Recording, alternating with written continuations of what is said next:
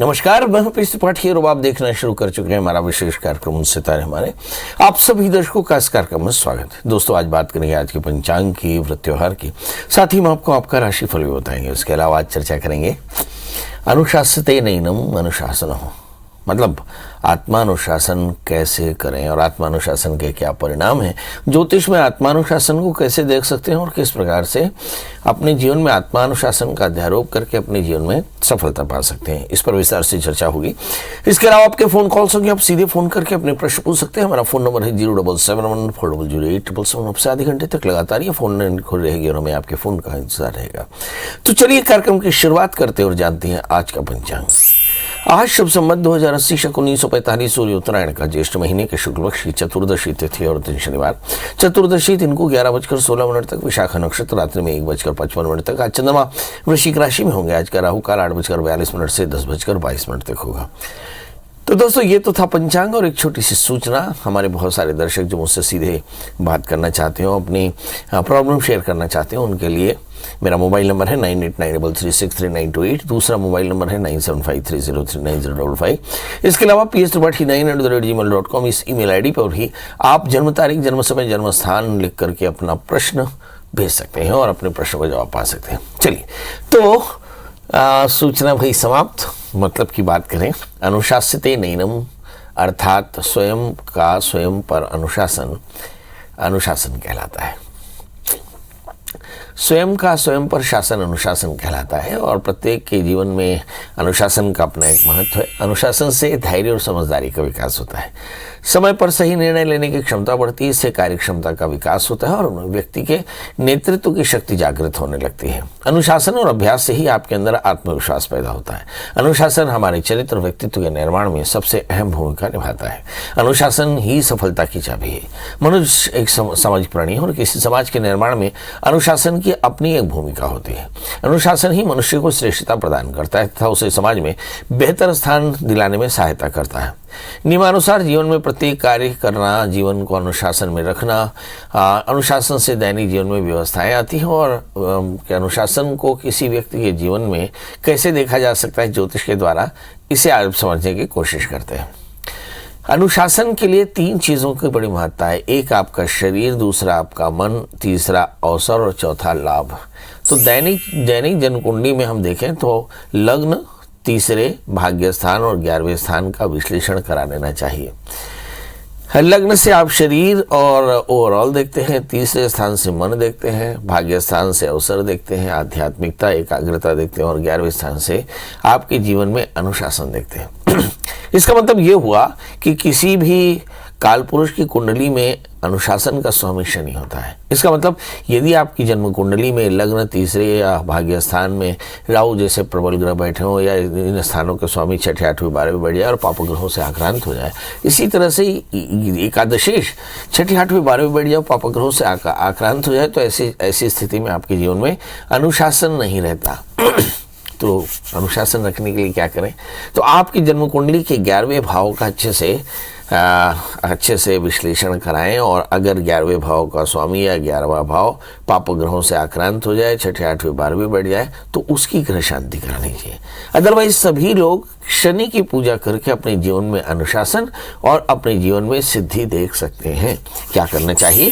तो शनि का मतलब है जीव दया करना, इसके बाद शनि का व्रत करना, शनि मंत्रों का जाप करना, शनि द्रव्यों का दान करना और फिर काले तिल इत्यादि का दान करने से आपकी परेशानियां खत्म होती है। हनुमान चालीसा का पाठ करना चाहिए।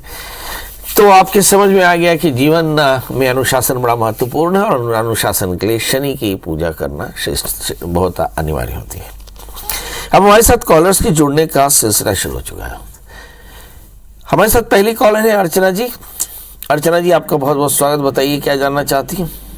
प्रणाम पंडित जी। एकदम प्रणाम, बताएं। मेरा जन्म तारीख है 19 अप्रैल 1983 और जन्म स्थान जांजगीर चांपा जिला। जन्म समय? जन्म समय रात्रि के 9 बजे। क्या जानना चाहती हो बेटा? मैं पंडित जी, एक तो पहली मेरी राशि क्या है जिससे मैं राशिफल देखूं, और दूसरी चीज मैं अपने घर के पूर्व जिस समय प्लाट जो खाली है उसको खरीदना चाहती हूँ पंडित जी। वो खरीद पाऊंगी कि नहीं, मेरे को बेचेंगे कि नहीं, ये वाला बहुत ज्यादा टेंशन चल। चलिए आइए देखते हैं। आपका जन्मलग्न वृश्चिक है और आपकी जो राशि है वो है मिथुन, यानी मिथुन राशि मतलब पुनर्वसु नक्षत्र के दूसरे चरण का जन्म है। तो आपकी राशि मिथुन हुई, तो अब नियमित रूप से आप मिथुन राशि देखते रहिए हमारे इस कार्यक्रम में। दूसरी बात, चतुर्थे शनि 12वें स्थान में आप एक प्लॉट खरीदना चाहते हैं जो आपके एकदम घर के करीब है, पर वो प्लॉट का मालिक आपको प्लॉट देना नहीं चाहता। ऐसी स्थिति में आप खरीदेंगे कैसे? तो मुझे ऐसा लगता है इसके लिए कुछ नहीं, वैसे ही करिए। शनि की प्रियता के लिए एक किलो काली उड़द, पूरी खड़ी उड़द अपने घर के नॉर्थ वेस्ट में टांग दीजिए। जिस जगह पर अभी है उस घर के नॉर्थ वेस्ट के कोने में कीले से सफ़ेद कपड़े में टांग दीजिए। 1 वर्ष के भीतर प्लॉट भी बनेगा और घर बन भी जाएगा। मेरी तरफ से शुभकामनाएं। इसके अलावा एक 8 कैरेट का इटालियन मूंगा, 4 कैरेट का पुखराज पहने, सोमवार का व्रत करें, भगवान शिव का पूजन करें, शनि मंत्रों का जप करें, शिव मंत्रों का जप करें तो कल्याण होगा।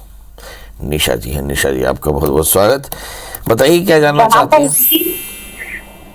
वो अपनी बहन के बारे में पूछना है मुझे। जन्म तारीख बता दें। 1/4/1989। समय रात्रि के समय है 9 बजे, 10 बजे, 11 बजे, 12 बजे। 11 बजे। हाँ 11 बजे जी। और जन्म स्थान? जन्म स्थान मुंगेली, छत्तीसगढ़। क्या जानना है बेटा? विवाह कब होगा दीदी का? 89 का बर्थ है ना? चलिए आइए देखते हैं। ऑपरेटर है। विवाह का योग कब है? इनका जन्मलग्न वृश्चिक है, राशि इनकी मकर है, सप्तम भाव में मंगल बैठे हैं और शायद इसी के चलते शादी में काफ़ी परेशानी। तो क्या करना चाहिए? तो शादी से पहले एक छोटा सा कुंभ विवाह करा लें और इस बच्ची के लिए 4 कैरेट का पुखराज, 4 कैरेट का माणी के पहनाएं और बच्ची से कहें कि रविवार का व्रत किया करें, नमक तेल का त्याग, आदित्य स्तोत्र का पाठ करें तो बहुत जल्दी शादी भी होगी और शादी के बाद का जीवन भी काफ़ी अच्छा रहेगा। हमारे साथ अगली कॉलर है उदिता। उदिता जी आपको बहुत बहुत स्वागत। बताइए क्या जानना चाहते हैं? पंडित जी प्रणाम। एकदम प्रणाम। कैसे हैं आप? बहुत बढ़िया। अभी तो आपके शहर में रामायण हो रही है। जी जी जी। तो देखने जाती हैं कि नहीं? नहीं, मैं टीवी नहीं देखती हूँ। बहुत बढ़िया। ये भारत के सबसे खूबसूरत शहर, छत्तीसगढ़ के सबसे खूबसूरत शहर जिसमें आजकल रामायण की धूम मची है, अंतर्राष्ट्रीय रामायण हो रही है। रायगढ़ से उदिता जी हैं, पेशे से वकील हैं, बहुत अच्छा बोलती हैं। बताइए डेट ऑफ बर्थ, टाइम और प्लेस। मैं दीदी के बेटे के बारे में पूछना चाहती हूँ। हाँ, उनकी डेट ऑफ बर्थ बताएं। 18 अगस्त 89 जी। टाइम शाम को 6 बजे। बर्थ प्लेस है बिशनपुर पाली, डिस्ट्रिक्ट शहडोल। ये बताइए कि ये जो 5 से 6 ये है कब का? सुबेरे का है, शाम का? शाम को 6 बजे। शाम को 6 बजे। शाम को 6 बजे। 18 अगस्त 1989। जी। क्या जानना चाहती हैं? शादी? इसकी शादी कब होगी और ये कहीं सेटल नहीं हुआ है, ना तो नौकरी लगी है ना बिजनेस है, तो इसका फ्यूचर कैसा रहेगा? चलिए देखिए, मन एव मनुष्याणाम कारणम बंध मोक्षयो। किसी को मुक्ति पाना हो, किसी को भुक्ति पाना हो, भुक्ति और मुक्ति दोनों के लिए मन का एकाग्र होना बहुत जरूरी है। इस बच्चे का जन्मलग्न मकर राशि, इसकी कुंभ है, इसके तृतीय बृहस्पति 6ठे स्थान में है और यही कारण है कि ये अभी तक एकाग्र नहीं हुई, क्योंकि आत्मबल कम है, प्रयास कम है और हम लोग छत्तीसगढ़ी बोलते हैं थोड़ा सा अलाल है ना। अब सवाल ये है कि इसके लिए करना क्या चाहिए। एक 4 कैरेट का पन्ना, 4 कैरेट का जामुनिया धारण कराएं। शादी के लिए शादी से पहले एक छोटा सा विवाह कराएं, क्योंकि इनके 8वें स्थान में मंगल के साथ में केतु भी है। और फिर इनसे कहें कि बुधवार का व्रत किया करें और आदित्य हृदय स्तोत्र का या फिर गणपति अथर्वशीर्ष का पाठ किया करें। आप देखेंगे बहुत जल्दी इसको नौकरी भी मिल जाएगी और आगे शादी भी हो जाएगी। हमारे साथ कॉलर हैं प्राची जी। प्राची जी आपका बहुत बहुत स्वागत। बताइए क्या जानना चाहती हैं? मेरे को मेरे बारे में पूछना था। आपकी जन्म तारीख बता दें। 19/10/2003। जन्म समय बता दें बेटा। सुबह 4 बजे। जन्म स्थान बता दें। बिलासपुर। पढ़ाई क्या कर रही हो? मैं अभी 12th कर रही हूँ। 12th कर रही हो, ओके। एक आध साल रुका था क्या तुम्हारा? हाँ। किस क्लास में? 9th में। क्यों रुका था? फेल हो गई थी करके। अभी क्या जानना चाहती हो? अभी मेरे को ना कुछ चीज याद नहीं रहता है, भूल जाती हूँ काफी जल्दी।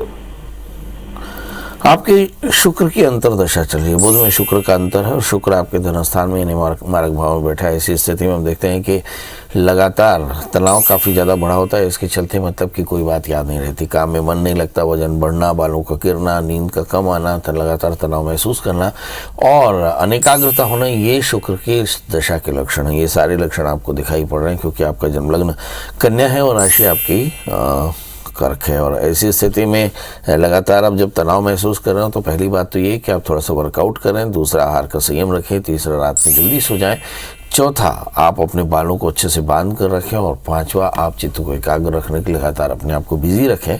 भगवती महामाया की पूजा करें और एक 4 कैरेट का पन्ना, 4 कैरेट का उपल धारण करें तो आप देखेंगे आपका करियर भी अच्छा होगा, पढ़ाई भी अच्छी होगी और आगे चल करके आपका जीवन भी का शानदार होगा। हमारे साथ भी कॉलर सुरेखा जी हैं। सुरेखा जी, आपका बहुत बहुत स्वागत है। बताइए क्या जानना चाहती हैं? हाँ जी, नमस्कार पंडित जी। जी नमस्कार, बताएं। मैं अपने बेटे के बारे में पूछना चाहती हूँ। उनकी जन्म तारीख? उनकी जन्म तारीख है 14 जून 1993।